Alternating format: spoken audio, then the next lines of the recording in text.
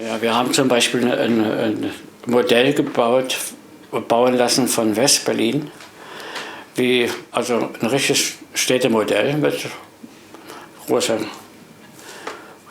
einige Quadratmeter. Und daran wurden die Kommandeure geschult, die eventuell, wenn es zum Krieg kommen würde, dort eingesetzt werden und wie sie dann am besten handeln können, damit sie die Gegend und die Umstände kennenlernen, um ihre Truppen einzusetzen.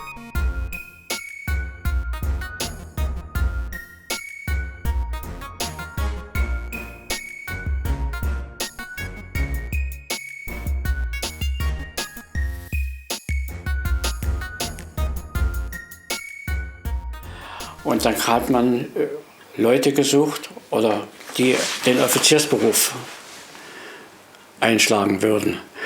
Und da gab es dann die Möglichkeit, dass man aufgrund der Leistung, die ich bisher gebracht habe, Offizier werden konnte, ohne die Offiziersschule zu besuchen.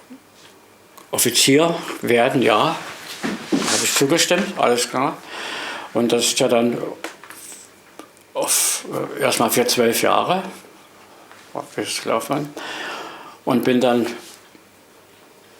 Offizier geworden. Am Tag meiner Hochzeit bin ich zum Unterleutnant ernannt worden. Ja, wir haben in der Kaserne geheiratet, mit großem Aufwand, mit Orchester und Spalier stehen und so weiter, und das war recht ordentlich. Wann war das und wie alt warst du da? Da war ich 23. 23, und das war an welchem Tag, in welchem Jahr? Am 30. November 1963 haben wir geheiratet. Ich wurde dann ja auch vorgeschlagen, nach Dresden zur Akademie zu gehen, zur Militärakademie. Aber da war auch Bedingung, Abitur zu machen. Und da musste ich an die wichtigsten Fächer Abitur machen, also Deutsch, Physik, Chemie, Russisch, Mathe und noch einiges andere. Und war in Naumburg an der Schule. Das war in Naumburg so eine Schule der NVA, die sowas durchgeführt hat, also Abiturausbildung für Offiziere oder andere russische Lehrgänge und so weiter. Das war Weiterbildung für Offiziere in Naumburg. Und dort habe dann das Abitur gemacht und konnte dann praktisch zur Akademie gehen. Wie war der Studienalltag in der Akademie? Studienalltag in der Akademie war natürlich auch ein hartes Brot, sage ich mal. Ja. Wir hatten also jeden Tag von 8 bis mittags Unterricht, dann Mittagspause, und nachmittags war organisiertes Selbststudium, also nicht irgendwo in der Unterkunft, sondern direkt im Klassenraum, die Seminargruppe hatte, bis 17 Uhr. Und danach Essenszeit, Abendbrot. Und abends haben wir dann in der Unterkunft natürlich auch weiter studiert. Ja. Waren ja jede Menge Aufgaben zu erfüllen, also Lernaufgaben. Und da war die ganze Woche ausgelastet, total. Ja, sonnabends bis mittags Unterricht. Und dann mittags dann schnell nach Potsdam gefahren und Sonntag, also zur Familie. Und wir hatten ja schon damals 2 Kinder. Und die Frau war ja alleine. Wenn wir sonntags nachmittags oder abends wieder zurück nach Dresden. Also nur so 1,5 Tage. Hattet ihr sowas wie Freige? Ja, na gut, hast du abends bist du auch in die Stadt gegangen, ja. Aber wie gesagt, also viel. Ich fand Dresden schön, war eine schöne Zeit. Wir haben oft dann auch mal die Gaststätte und uns amüsiert, das gab es alles. Aber ansonsten stand das Studium im Vordergrund. Kam ja wieder der nächste große Schritt als Ja. Stabsoffizier in Strausberg. Also Vielleicht beschreibst du nochmal den Weg dahin und auch da wieder deine Aufgaben und Verantwortung in der Position. Ja, es wurde ja dann schon im letzten Studienjahr in Dresden wurde ja schon organisiert, was man danach macht. Welche wurden Regimentskommandeure oder Stabschefs im Regiment. Und mich hat man befragt, ob ich ins Ministerium gehen würde oder zur Verwaltung Aufklärung. Und da bin dann und habe ich auch zugesagt, ja, ich mache das. Also wie wird begründet, dass du so in diesen Verwaltungsdienst gehst? Also während der Ausbildung der Militärakademie hatte ich mich auch schon intensiv mit den ausländischen NATO-Armeen beschäftigt. Denn wir hatten ja auch Unterricht darüber, wie die strukturiert sind und so weiter. Und da war ich eigentlich war ich eigentlich gut drin. Und ich glaube, daraufhin, aufgrund dieser Einschätzung, bin ich dann nach Strausberg gekommen zur militärischen Aufklärung. Wie alt warst du da und was waren die Funktionen dieser Abteilung? Ja, ich war dann 35, als ich nach Berlin gekommen bin und wurde dort eingesetzt in dem Bereich Westberlin. Da ging es darum, welche Truppen sind dort stationiert, wie bewegen die sich, was haben die für Aktivitäten. Und das haben wir praktisch versucht aufzuklären. Und das war mein Aufgabengebiet.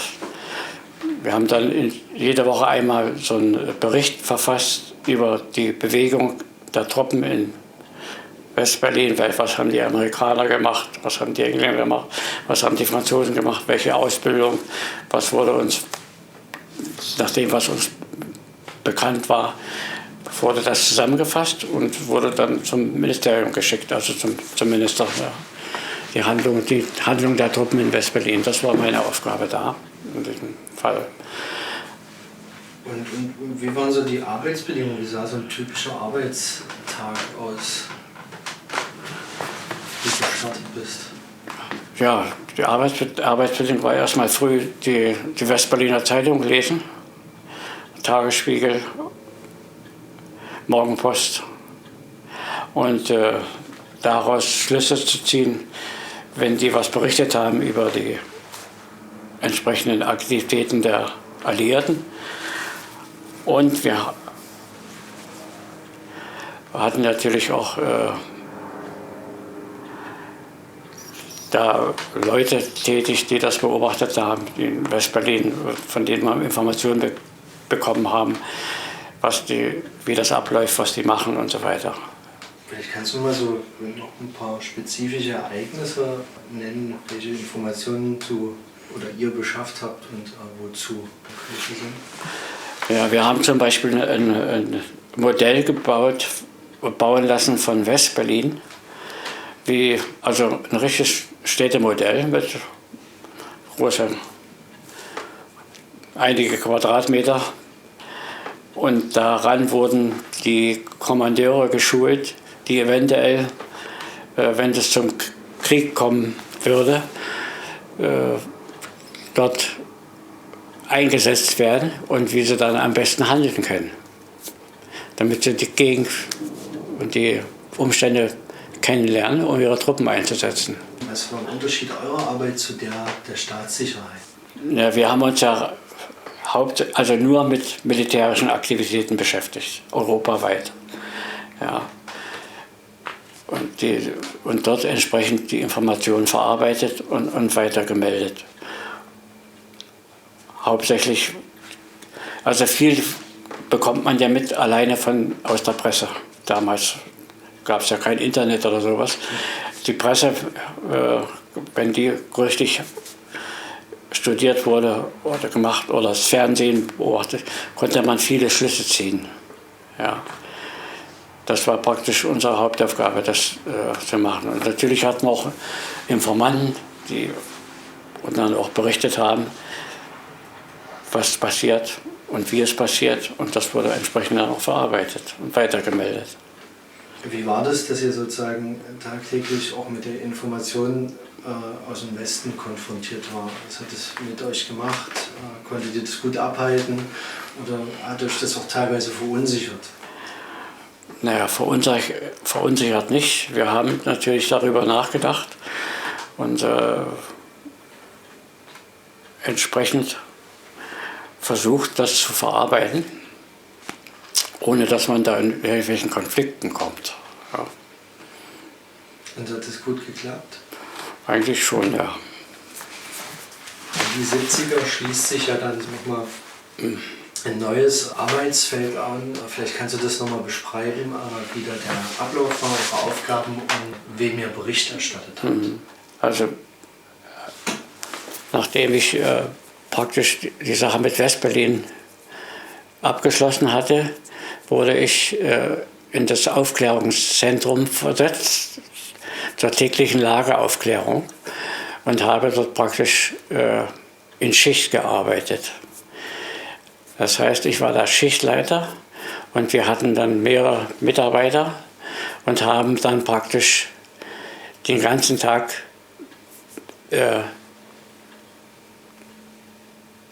Meldungen bearbeitet, die wir bekommen haben von, ich sag's mal, von den befreundeten Armeen und auch von den Aufklärern, die unterwegs waren, und haben ein tägliches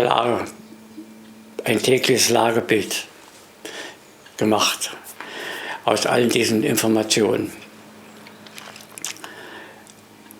Dazu gehörte, dass wir große Räume hatten mit Karten, Europakarten, BRD-Karte, Weltkarte.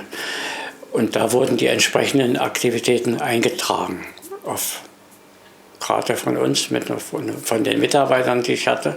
Die Schicht ging immer 24 Stunden. Und dort wurde alles, was uns auch von den befreundeten Armeen gemeldet wurde, verarbeitet und aufgetragen. Und in einen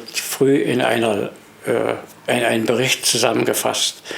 Dazu gehörten, da haben wir die wichtigsten Zeitungen wie Frankfurter Rundschau, Süddeutsche Zeitung, Tagesspiegel,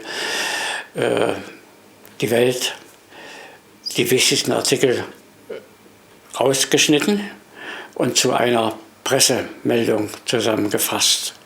Das ging dann von früh um 4 bis um 6 Uhr, musste das fertig sein. Und dazu wurde auch ein Bericht über das Fernsehen gemacht. Da wurden Filme zusammengeschnitten. Und auch natürlich ein Text dazu, wie die Lage an diesem Tag oder in der entsprechenden Situation ausgesehen hat.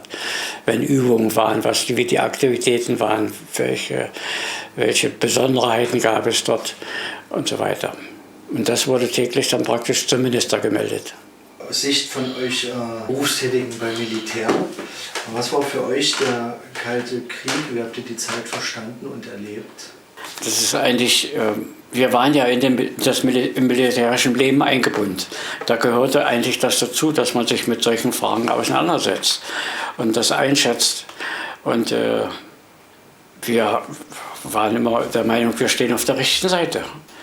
Ja, und das, was wir machen, ist richtig und das muss auch so durchgeführt werden.